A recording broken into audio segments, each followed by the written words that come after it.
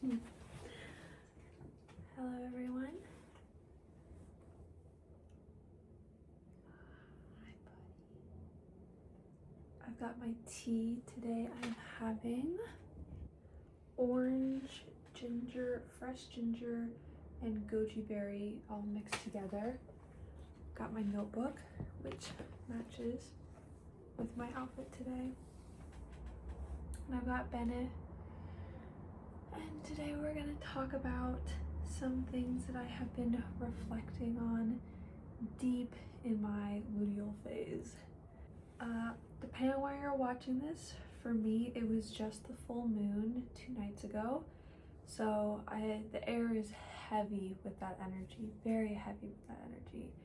And I am tired, but I'm feeling pretty good. I'm feeling better than most of my luteal phases, actually. So I'm very grateful for that. But I want to talk about things that I have been learning from this luteal phase and what has really been speaking to me.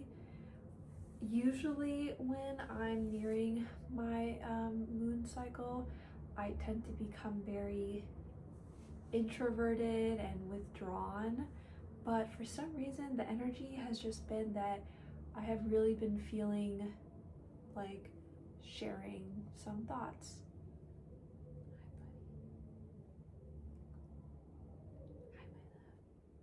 The first thing that I have been not only reflecting on for myself, but it's also come up in conversation with friends, has been listening to yourself, and not in a sleep boy, not in a kind of listening to your whims as whatever you would like to do in that fleeting moment, but really listening to what your higher self is saying to you and what your inner self and inner child are saying to you. Are you leaving? No, okay. I'll leave you alone. For me, when I first started trying to listen to myself, I had spent so much time stifling my intuition and disconnecting from myself through doom scrolling and ignoring my own needs and wants that I had no idea how to start listening to myself. And then I started using my tarot cards. The way I use the cards, I would ask myself generally a yes or no question. I would even ask myself, what's something I need right now? And shuffle or flip through the cards until it feels right or something falls out. So 9 of Cups. That's what I got right now. That's what I need. I like using the guidebook because I have a lot of different decks and this isn't my normal one. This is my specifically inner conversation with myself one. But the 9 of Cups is about contentment, gratitude, wish come true is what it says. But the little tagline that it says is be grateful for the blessings that you have. And oh god, even in a video my cards are calling me out. This is so true. I've been really trying to incorporate gratefulness and gratitude into my daily routine by in the morning, first thing when I wake up, saying some things that I'm grateful for, and then throughout the day when I'm noticing myself enjoying something, just taking a minute to be grateful for it. So the more you do that though, and use like a tool to help you connect with your inner self, the easier it becomes to then be like, okay, what do I need right now? I'm kind of dehydrated. I'm a little hungry too. I feel like my body needs to move. I feel like I need to touch grass. Like I need something like that. So you can suggest things to yourself and see what resonates and see what doesn't. It's a beautiful thing getting to know yourself. My next thing that I have been learning throughout this luteal phase, it feels so long, but it's only a week. I was actually watching another creator on here's video.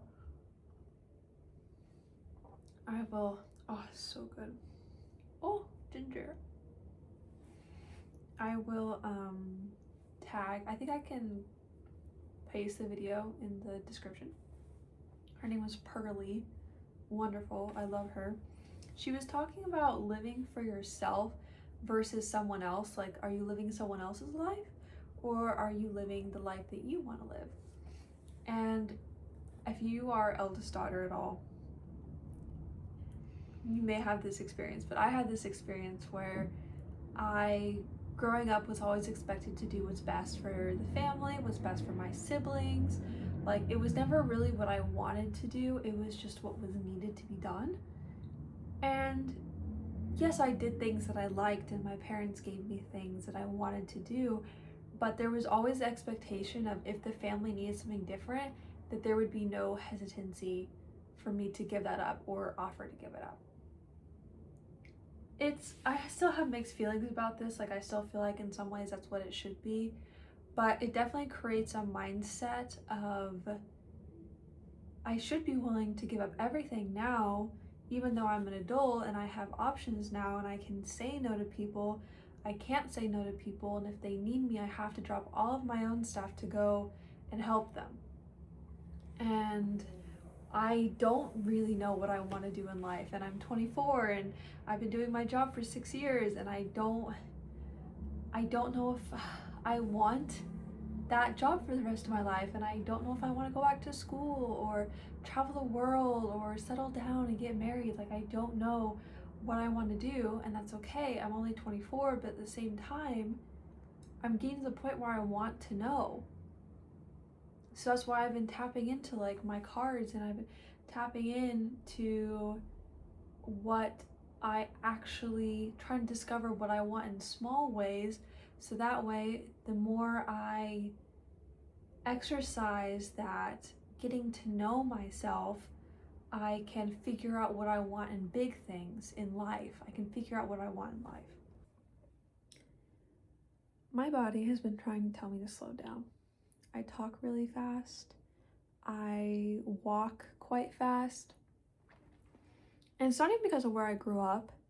It's this sense of time is running out and I always have to be running to the next moment.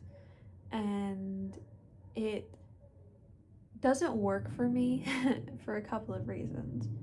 One, because no matter how fast I run, I can never outrun being disabled. And when I run too fast, when I'm trying to zoom ahead in life, my disability will cut me short. Like, it will stop me. Like when you get to the end, when a dog gets to the end of the leash, and it like stops them. And the faster I run, trying to pretend like I don't have a disability, it'll catch even faster because it can't keep up.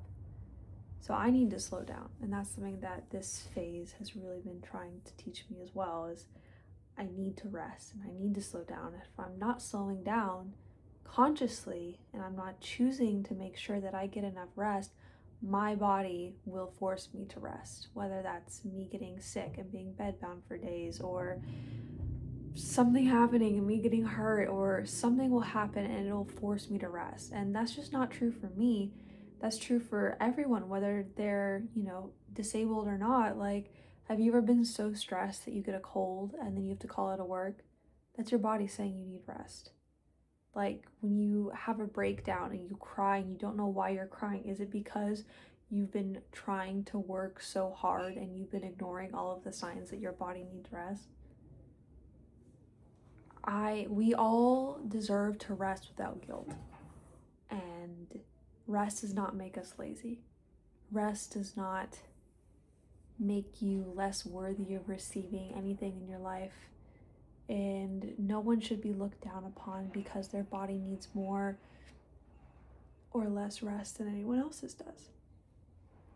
Rest has been repackaged by capitalism and sold to us as a luxury, and as not only a luxury that you get when you're rich, when you've worked hard, but also as something to be ashamed of if you're not rich. Like, if you're not rich and you're resting, why are you doing that? You can't afford that. And that's such a lie. Resting and relaxing and recouping and our own peace seeking well-being is our birthright. We did not come to this earth to work. We came to this earth to have fun, to play, to live, to rest. Our souls cry for rest. The children, they yearn for rest. I struggle a lot to rest and not feel guilty about it. I'm the provider for my family. Why am I resting right now? Like, I want us to eat and be able to get what we need. Like, why am I resting? But if I don't rest when my body asks me to, I will be forced to rest. And when I am forced to rest, it is much more damaging because, say, I may need a day now, but if I ignore that day now, I might be out for a week because my body will get me sick and then I won't be able to do anything for a whole week. And then, yeah, like, we need to start listening to our bodies when they say we need rest. And we need to not let capitalism and the 1% shame us out of listening to our bodies when our bodies say that we need rest. My last little note here is about community.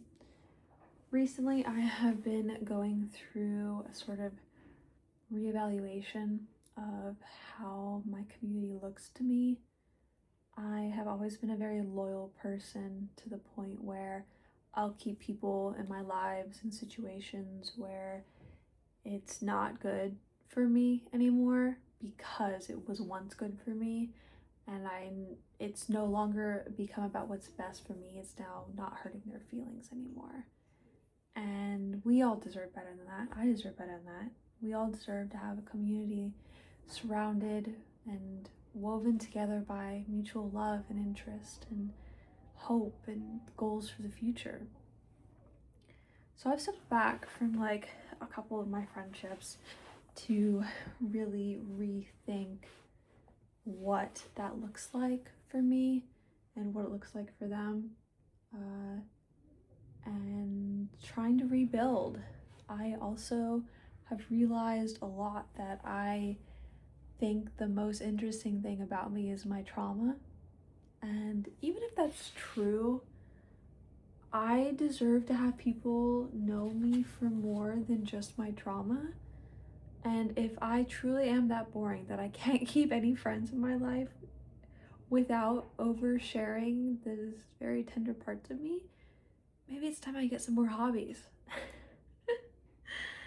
I'm learning to kind of not regurgitate immediately upon meeting someone my like tender parts, and starting instead with mutual interests.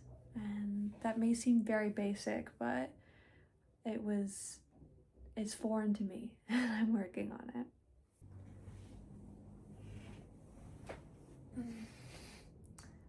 Thank you for joining me today. This was not really what I expected this video to turn out, but it turned out this way, so that means that someone somewhere needs to hear this, and I'm hoping it reaches the right people. Maybe you're in a similar season of life.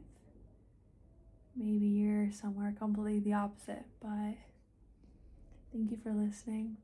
I hope, whether it's turning into summer or turning into winter, wherever you are, that the seasons change is kind to you and it's beautiful and that you can enjoy it.